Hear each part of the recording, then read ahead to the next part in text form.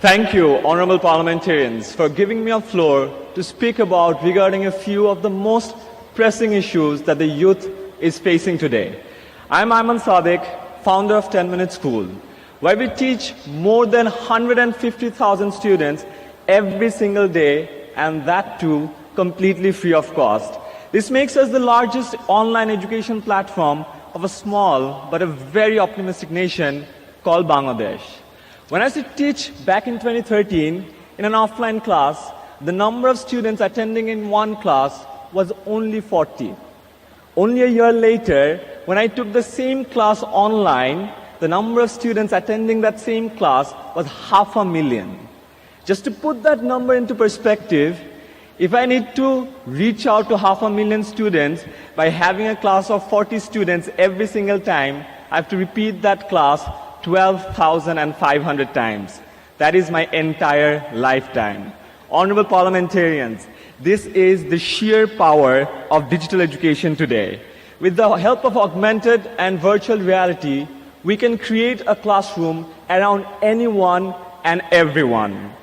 Through the power of digitalization, we need to ensure that every bit of our educational content is reaching out to every student to the distant corner of the world, regardless where they belong or what the economic conditions are. We can create the content if you can give us the platform. We can teach, and you can give us the access and reach. Together, we can bring down the barriers of quality education to virtually zero. Honorable parliamentarians, I believe there is a detachment between the policymakers and us, the youth.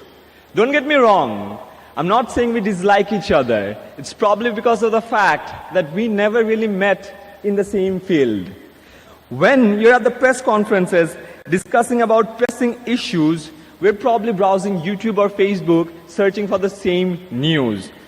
Why don't we bridge the gap of communication by meeting virtually? Imagine this, a student sitting in a traffic, but he, instead of being frustrated about it and posting a Facebook status, is maybe discussing how to solve this problem with an honorable parliamentarian through a Facebook live show, where both the parties are engaging simultaneously. That's the power of digitalization that we need to hold on to. 2 years back, when I graduated from university, I had an overwhelming realization that we need to do more to keep pace with this fast-changing world. The fourth industrial revolution has come with a range of new technologies that are blurring the lines between physical, digital, and biological worlds, and impacting all disciplines, economies, and industries. Robots are likely to replace a large portion of the jobs in the next decade to come. While older jobs are being scrapped, newer ones are coming up every day, which we hardly even know of. Dear parliamentarians, we request you to create a curriculum that can keep up with the rapidly changing industry, a system where we would learn by doing rather than just reading. Because in this world, we need more doers. Our education system should shift from literacy and memory-based system to a more skill-based curriculum. We should teach our students about emotional, digital, and financial intelligence. There is no point of teaching students the fact-based content, most of which is already available on Google. We need to reduce this mismatch between the industry need and the academia supply. I beg you to create a system where the students can get the equal opportunity. Once the students enter the job market, this redundancy in education sometimes fails to connect them with proper jobs. If you imagine, out of the 2.4 billion people in the Commonwealth countries, 60% of them are under the age of 30. Can you imagine the sheer magnitude of that number? We are the change agents, and all we need is the right opportunity.